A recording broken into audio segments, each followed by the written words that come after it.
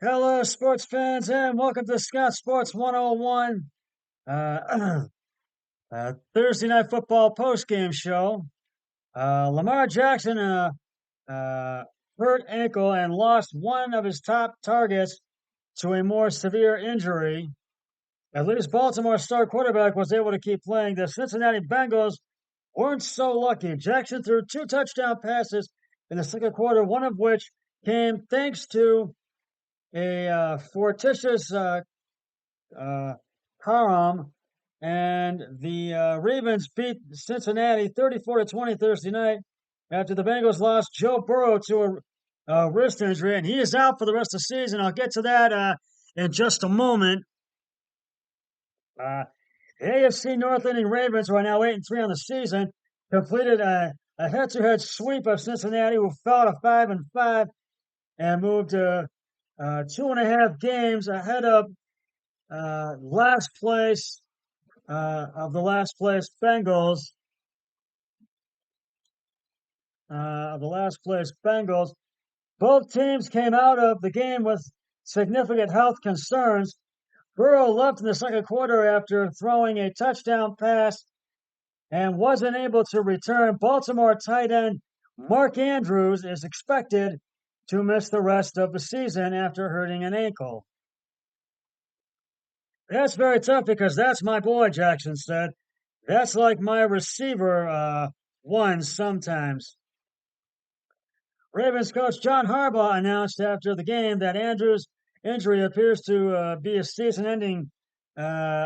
Cincinnati coach Zach Taylor said Burrow's injury looked like a sprain, and it's not clear what his availability is going forward. The injuries overshadowed the huge divisional matchup, but only to a degree. It was a huge win for Baltimore, for a Baltimore team that has been dominant at times, but hasn't been able to pull away in the tough AFC North. The Bengals were up 10-7 after Burrow's 4-yard scoring toss to Joe Mixon, but the Ravens answered when Jackson's pass over the middle bounced off linebacker Jermaine Pratt and right to receiver Nelson Aguilar, who caught the ball in stride and uh, punctuated the 37-yard touchdown with a flip into the end zone. He was flying, Jackson said. That's a Florida boy. We're known for speed. Uh, Jackson threw a 10-yard TD pass to Rashad Bateman with 23 seconds left in the half to put Baltimore up 21-10. Jake Browning, a 27-year-old backup who played in only one NFL game, uh, relieved Burrow and was able to guide the Bengals to a field goal to start the second half, but that was all he could manage until he threw a 2-yard touchdown pass to Jamar Chase with 108 remaining in the game. Browning was 8 of 14 for 68 yards. It felt calm at the time, felt like I threw the ball where I wanted to, but obviously there were too many 3-and-outs, Browning said. Put our defense in a tough situation, and I think when Joe goes down, I go in the game fully expecting to win. Jackson threw for 264 yards despite losing Andrews on the first drive of the game.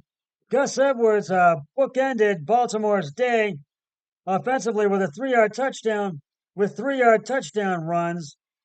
The first made it 7-0, and then the latter 34-13.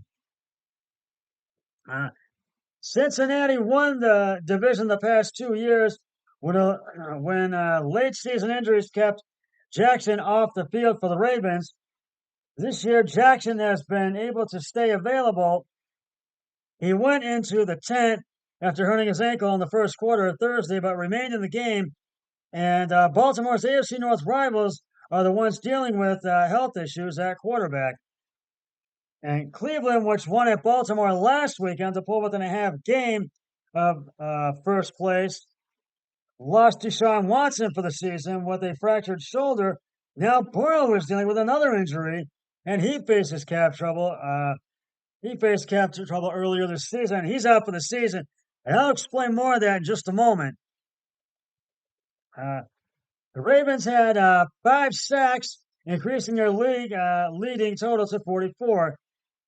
The game was delayed briefly because the apparently drone activated around the stadium. We saw them up there, drones. That's the first, Harbaugh said. I thought I'd seen it all with the Super Bowl. The lights were going out at the Super Bowl. Now we've got drones flying around. The lights went out during Baltimore's victory over San Francisco in the Super Bowl in New Orleans after the 2012 season. The Bengals have lost 14 consecutive regular season night games on the road. Baltimore improved to 20-3 at home in that situation since 2008. Our fans were really great, Harbaugh said. The Bengals had to take a delay of game. They had a tough time communicating out there. They couldn't get lined up numerous amount of times as a result of the crowd noise, and the injury was Cincinnati quarterback Cam Taylor left the game with a quad issue, besides Burrow being out for the rest of the season. Up next Sunday on November 26th, the Bengals host the Steelers, who the Browns will host this Sunday. And next Sunday, the Ravens will visit Los Angeles to play the Chargers on the 26th. So you got to give credit to where credit is due, and that's give it to the Baltimore Ravens, and they get the game balls. So Lamar Jackson, 16 of 26, carries and attempts, 264 yards, 2 touchdowns, no interceptions. Gus Edwards, 12 attempts, 62 yards, 2 touchdowns. And Odell Beckham Jr., 4 receptions, 116 yards. And that really, Baltimore really just dominated this game. And they don't, but Cincinnati, they just struggled and they couldn't get anything going after Burrow went out. So, and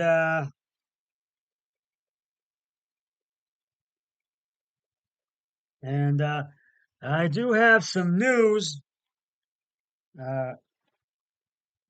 for you on Joe Burrow.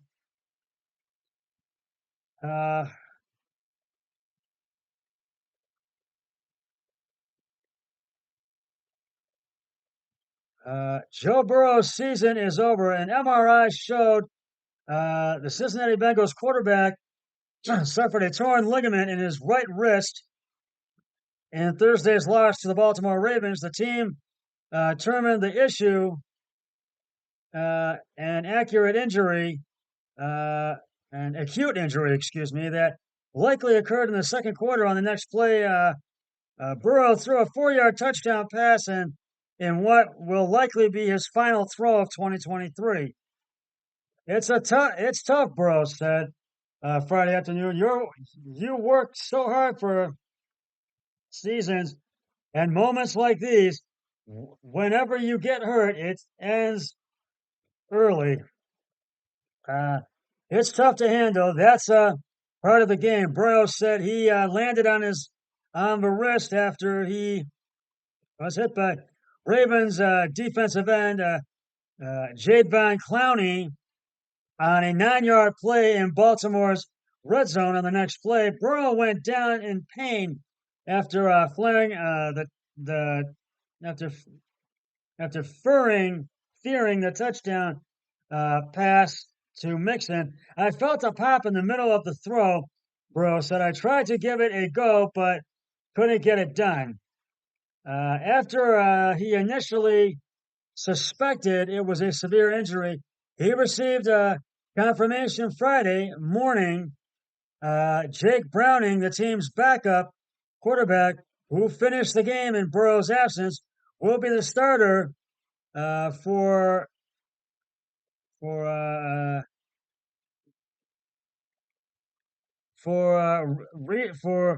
reasonable future.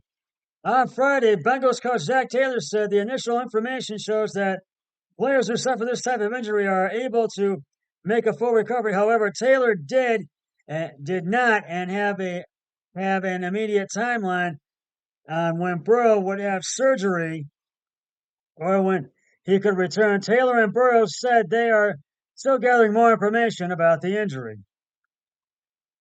This is the second time Burrow has suffered a season-ending injury in his 4-year career. The top overall pick in 2020 in the 2020 draft, saw his rookie year cut short when he suffered multiple torn ligaments in his left knee in Week 11 in a Week 11 loss to Washington.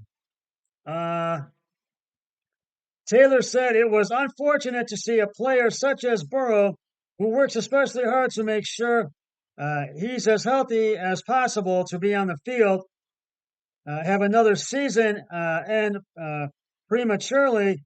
It kills you to watch somebody have to go through this, several times now, Taylor said. On Wednesday, photos and video surfaced of Burrow wearing something on his right wrist ahead of the game against Baltimore. One of those was posted by the team on social media and promptly deleted. Burrow said it was a compression sleeve, something that he has worn in the past as he deals with minor issues over the course of the season. It's not uncommon for guys uh, to wear a compression sleeve on a plane because when you go up to that altitude, things can swell up. Burrow said Friday. Football, you have a lot of bumps and bruises. This is a completely new injury. However, the NFL is investigating why Burrow was not listed on the team's injury report leading up to Thursday's game, according to ESPN's Adam Schefter. Taylor said he had not spoken to the league regarding this issue. This isn't the first time that Burrow has been injured this season. On the second day of training camp, Burrow suffered a strained right calf that forced him to miss several weeks. He returned for the start of the season, but re-injured the calf in week 2 against Baltimore. However, he did not miss a game despite the issue. Just as with the wrist, Burrow was seen wearing a compression sleeve on the calf before he went down. Taylor said he did not see any commonalities between the situations. The Bengals invested in Burrow as their franchise quarterback after he helped them reach the Super Bowl after the 2021 season and the AFC Championship game after the 2022 season, where Cincinnati lost both times. He was given a 5-year extension worth $275 million, with 219 $0.1 million of that guaranteed. The deal's annual average value of 55 million is an NFL record. Yeah, the Bengals 5-5 will turn to Browning as it looks to stay in the postseason hunt after the loss to the Ravens. That has them currently outside the playoff picture. Browning was 8 of 14 passing for 68 yards and a late touchdown with the game out of reach. The former Washington standout has been with Cincinnati since the beginning of the 2021 season and won the team's backup job in training camp over veteran Trevor Seaman. Browning said he was bummed when he found out Burrow was going to be out for the season, but added that he looked forward to being able to show what he's capable of doing. He's a big part of this team, obviously, Browning said. But I'm not going to hide the fact that I'm excited for my opportunity. I think everybody in here, including Joe, kind of knows that. The Bengals, who had 12-1 odds to win the Super Bowl before Thursday's game, are listed at 150-1 at ESPN bet as of Friday afternoon. Burrow said he'll continue to be around the team as he continues to come up with grips with the end of his season. Burrow said he isn't going to wallow over the latest injury. A lot of guys uh, in that locker room are injured and have been injured, said a lot of guys across the league, and that's part of the job we do.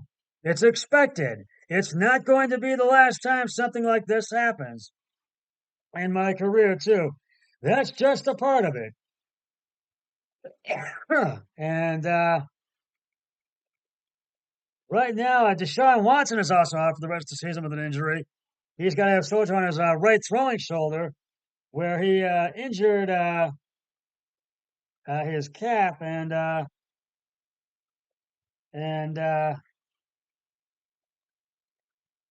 and he just started late because of the and this is kind of his first season, and the Browns, DTR is starting for the Browns this week, and so uh,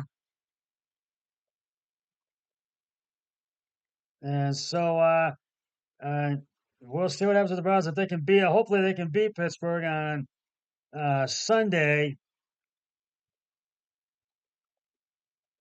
and we do have a lot more NFL action coming up for you on Sunday.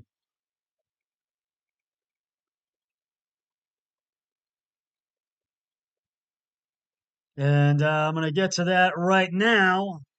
Uh, and it kicks off Sunday, the rest of the action. Dallas is in Carolina, take on the Carolina Panthers. And I think Dallas will get the win in that one because it's in Carolina. And I don't see Carolina beating Dallas. Pittsburgh, Browns play host to Pittsburgh Sunday. Chicago is in Detroit to take on the Lions. The Chargers are in Green Bay at legendary Lambeau Field to take on the Packers. Uh, uh, Arizona's in Houston to take on the Texans. Tennessee is in Jacksonville to take on the Jaguars. The Raiders are in Miami to take on the Dolphins. Excuse me. The Giants are in Washington to take on the Commanders. Those are the 1 o'clock games. The late games, Tampa Bay is in San Francisco to take on the 49ers. The uh, the New York Jets are in Buffalo to take on the struggling Bills. Uh, the Seahawks are in Los Angeles and Inglewood, California at SoFi to take on the Rams. Sunday Night Football, the Minnesota Vikings are in Mile High, Denver, the Mile High City to take on the Broncos and Empire Field at Mile High. And Monday Night Football, Philadelphia Eagles will meet the Kansas City Chiefs at Arrowhead Stadium in what is to be a doozy of a game. To first place AFC team, first place NFC team. So we'll see what happens. Well, Bengals lose to the Ravens 34-20, and Joe Burrow out for the rest of the season. That's just about going to wrap it up for the Scott Sports 101 Thursday Night Football postgame show. And I did win because I took Baltimore. I don't know. I'll have to find out on Sunday who my brother-in-law took, but I did win on that pick. But that's going to wrap it up for the Scott Sports 101 Thursday Night Football postgame show. I'll be back with a Sunday Scott Sports 101 Sunday Browns NFL early games week 11 pregame show, or early games pregame show, and everything else to follow. But until then, always remember, be a team player each, each and every day in every way possible. So long, everybody. 3, 2, 1. I'm done.